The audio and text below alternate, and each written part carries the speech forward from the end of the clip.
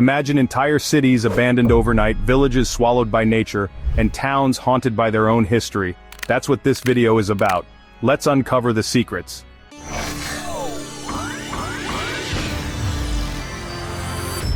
Buford, Wyoming, once famously known as the nation's smallest town. At its peak, this tiny place had a thriving population of just one. For decades, Don Salmons lived here, running a small gas station and convenience store along a lonely stretch of Interstate 80. He was the mayor, the store clerk, and the only resident. But in 2012, Don decided it was time to leave. He sold the town and moved closer to his family, leaving Buford completely abandoned. Today, the gas pump stands silent, the store shelves are empty, and what was once a quirky roadside stop is now a haunting reminder of how even the smallest communities can vanish in an instant. Nestled in the remote Pilbara region of Western Australia, Wittenoom was once a bustling mining town, home to workers and their families who flocked there for the promise of wealth from blue asbestos. But what seemed like an opportunity turned into a nightmare. The very fibers that drove its prosperity were also its silent killers. Asbestos dust hung in the air, coating homes, playgrounds, and even the lungs of the miners and their children. By the mid-1960s, the dangers of asbestos were undeniable. Health officials declared Wittenoom a contaminated wasteland, and the mine was shut down in 1966. Slowly, the population dwindled as residents abandoned their lives in search of safety. Today, Wittenoom is a ghost town with a tragic legacy. Its streets are eerily quiet, and most of the buildings are crumbling ruins. Blue asbestos tailings still litter the area, and signs warn visitors of the risks of entering. The government has removed it from maps, and its very existence is being erased from official records. Yet a handful of defiant residents refuse to leave for years, clinging to their homes despite the danger. Walking through Wittenoom today feels like stepping into an apocalyptic wasteland, silent, desolate, and haunted by the memories of those who lived and died there. It stands as a chilling reminder of how human ambition can clash with the unforgiving power of nature and greed. Hidden deep within the lush jungles of Magelang, Central Java, lies a structure that seems plucked from a dream, or perhaps a bizarre fever dream. Gereja Ayam, or the Chicken Church, is an enormous, crumbling building shaped like a chicken, complete with a head and tail. It was never meant to be a chicken at all. Built in the 1990s, the structure was intended to be a prayer house for people of all religions, symbolizing a dove of peace. However, locals quickly nicknamed it the Chicken Church due to its uncanny resemblance. The project was abandoned halfway through construction, leaving the chicken standing unfinished and vulnerable to the elements. Today, vines and moss have claimed much of its concrete facade, and its hollow interior feels like a sanctuary for nature rather than people. Climbing to the top of the chicken's head offers a breathtaking view of the surrounding forests, but the eerie silence of the place lingers. This peculiar monument, forgotten by its creator, now draws curious explorers and travelers, each trying to unravel its strange story. But the church, much like its maker's vision, remains an enigma, half-formed, abandoned, and utterly fascinating. From the dense jungles of Java, we journey to Sakhalin Island in Russia's Far East, where a structure of a very different kind stands against the backdrop of a harsh, wind-swept ocean. The Aneva Lighthouse rises from a rocky islet like a ghostly sentinel, battered by icy winds and relentless waves. Built in 1939 by the Japanese during their occupation of the island, this lighthouse was designed to withstand the most brutal conditions of the Sea of Okhotsk. For decades, it guided ships safely through the treacherous waters. When the Soviets took over the region after World War II, the lighthouse continued its duty, eventually becoming fully automated. However, as technology advanced and the region's strategic importance diminished, the lighthouse was abandoned in the 1990s. Now, it stands as a desolate monument to human resilience and ingenuity, its rusting interior filled with the echoes of history. The surrounding sea and mist lend an eerie beauty to this isolated place where time seems to have stopped. Exploring Aneva Lighthouse today is a risky endeavor, but for those brave enough to reach it, it's like stepping into another world, one that's cold, empty, and untamed. Leaving the icy seas behind, we find ourselves in a different kind of wilderness, one that's vibrant and alive. Houtouwan, a small fishing village on Skrunda Island off China's east coast, was once home to hundreds of residents. In the mid-20th century, it bustled with life as families thrived off the bounty of the sea. But as opportunities in mainland cities grew, villagers began leaving, seeking education and jobs in bustling urban centers. By the 1990s, The last of the residents had gone, leaving the village to its fate. Nature wasted no time reclaiming what was hers. Today, Houtouwan is a verdant wonderland, where lush greenery blankets the abandoned homes, climbing over walls and swallowing rooftops. The village feels like something out of a fairy tale, simultaneously beautiful and eerie. Walking through its overgrown pathways, you'll find empty houses transformed into natural art installations, their windows framing views of the sea. Houtouwan's story isn't just about abandonment, it's a testament to the unstoppable power of nature, showing how quickly it can take back what humanity leaves behind. From the abandoned jungles of Houtouwan, we drift into the eerie waters of the Thames estuary in England. Here, rising from the murky waves like something out of a science fiction movie, stand the Monel Sea Forts. Built during World War II, these towering steel structures once served as coastal defenses, their eerie silhouettes bristling with anti-aircraft guns. During their prime, they were manned by soldiers, tirelessly scanning the skies for German bombers. But when the war ended, their purpose faded, and the sea forts were abandoned to the elements. Now these alien-like fortresses are rusting relics of a forgotten era. Covered in barnacles and battered by saltwater, they loom above the waves, their interiors filled with the whispers of the past. Some claim they're haunted, their ghostly occupants forever stationed at their posts. On stormy nights, the howling winds through the hollow towers create an unearthly wail, adding to their unsettling aura. The forts are off-limits to most, but the few who venture close report a strange sense of unease, as if they're being watched by unseen eyes from the rusting windows. The strange metallic ghosts of the Monel Sea Forts guide us to the shadowy ruins of Bitz Hilsen, a once grand hospital complex hidden in the dense forests of Brandenburg, Germany. Built in the late 19th century, this sprawling facility was originally a luxurious sanatorium for tuberculosis patients.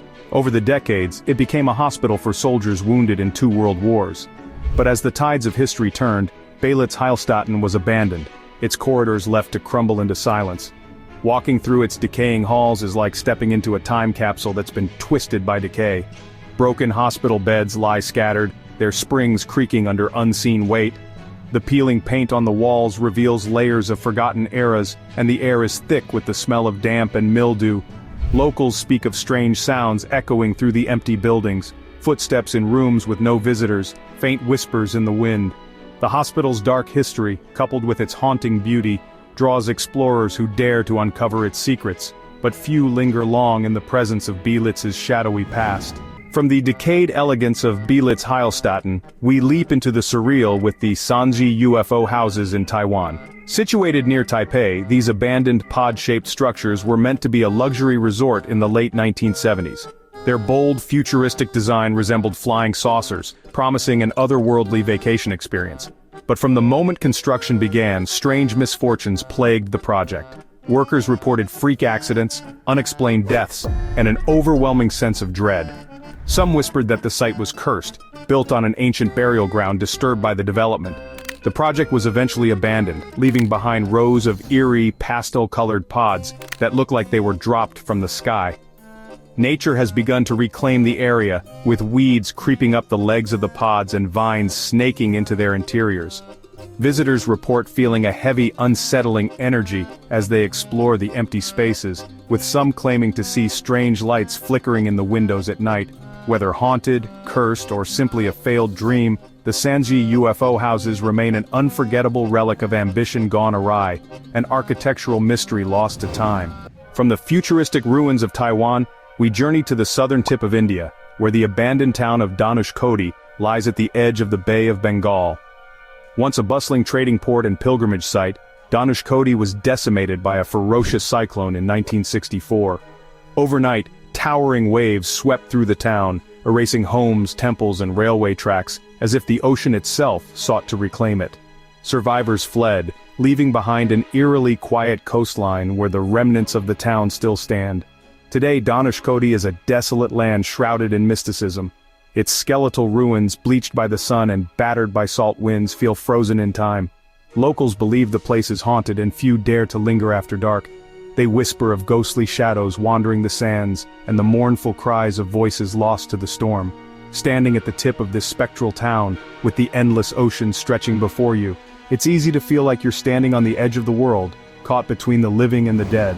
From the windswept shores of Danuşkodi, we move to the hills of southwestern Turkey, where the abandoned village of Kayakoy perches like a forgotten sentinel. Once a thriving community of Greek Orthodox Christians, the village was left empty in the 1920s during a forced population exchange between Greece and Turkey. Its residents left their homes, their churches and their lives behind, turning Kayakoy into a village of echoes. Walking through Kayakoy feels like stepping into a storybook haunted by sorrow. Rows of stone houses stand roofless and crumbling, their windows gazing like hollow eyes across the hills. The village is silent, save for the occasional rustle of leaves or the whisper of the wind through the empty streets. Some claim that on quiet nights, you can hear the faint sound of prayers drifting from the ruined churches, as if the spirits of Kayakoy's past still gather to worship. The air here carries an unshakable weight, a reminder of lives uprooted and dreams abandoned to history. From the sunlit ruins of Kayakoy, we head to the dark waters of New York City's East River, where North Brother Island sits cloaked in shadow and secrecy. Once home to a quarantine hospital for those suffering from infectious diseases, the island was a place of isolation and fear. It housed infamous patients like Typhoid Mary, whose deadly legacy haunts the island's history. As medicine advanced, the hospital closed and the island was abandoned, left to decay in silence. North Brother Island today is a forbidden wilderness. Its crumbling buildings are swallowed by vines and trees, nature slowly reclaiming what was once a human stronghold. The air feels heavy with unease, as if the island remembers the suffering it witnessed. Urban explorers tell tales of strange whispers among the ruins and the feeling of unseen eyes watching their every move. The island's eerie beauty and tragic past make it a haunting reminder of how quickly humanity's presence can fade, leaving only the ghosts of memory behind. From the forgotten island of North Brother, we shift to one of the most enigmatic cities in the world, Pyongyang, North Korea. Rising 1,080 feet into the sky, the Ryugyong Hotel looms like a shadowy monument to unfulfilled ambition. Dubbed the Hotel of Doom, this massive pyramid was meant to be a symbol of progress and modernity when construction began in 1987. But financial issues, political turmoil, and engineering challenges turned it into a colossal failure. By the mid-1990s, work had halted, and the unfinished structure became a ghostly reminder of promises that never materialized. Even today, the Ryugyong Hotel remains shrouded in mystery. Its reflective windows hide empty, lifeless interiors, and rumors swirl about its structural instability and cursed beginnings. At night, it stands as a dark, unlit sentinel against the Pyongyang skyline, exuding an eerie presence. To the few who have dared to approach, the air around it feels unnaturally still, as if the building itself holds its breath, waiting for a future that may never come. It's a haunting monument to ambition, a pyramid not for pharaohs but for forgotten dreams.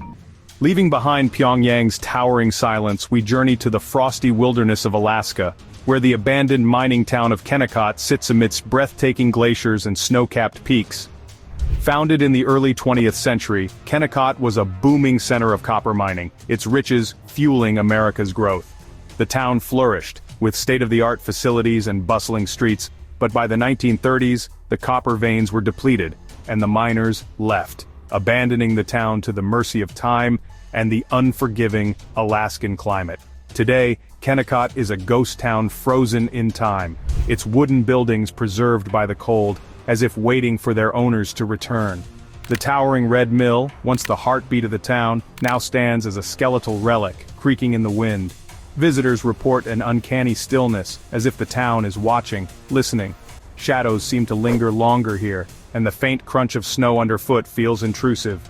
Kennecott's remote beauty and eerie solitude create an atmosphere that is both enchanting and unsettling, a place where history whispers through the icy air. From Alaska's frozen ghost town, we descend into the smoldering depths of Centralia, Pennsylvania, where the ground itself is alive with fire. Once a prosperous coal mining town, Centralia was forever changed in 1962 when an underground mine fire ignited and spread uncontrollably. Decades later, the fire still burns beneath the surface, spewing smoke and toxic gases through cracks in the ground. Roads are warped, homes are abandoned, and only a handful of stubborn residents remain, refusing to leave despite the dangers. Walking through Centralia feels like stepping into a dystopian nightmare. The earth beneath your feet is warm, and the air is tinged with sulfur. Graffiti-covered roads lead nowhere, disappearing into dense fog that seems to rise from the underworld. Some say they've heard strange hissing noises, as if the fire itself is alive, breathing and growling beneath the surface. Centralia's landscape is otherworldly, part natural disaster, part urban decay, a haunting testament to the unstoppable forces of nature and the fragility of human ambition. From the smoldering ruins of Centralia, we venture into the arid landscape of Southern California, where a shimmering expanse of water known as the Salton Sea hides a dark secret. Once hailed as a desert paradise, the Salton Sea was created by accident in the early 20th century when an irrigation mishap flooded the area. Resorts and vacation homes sprang up along its shores, promising a glittering escape.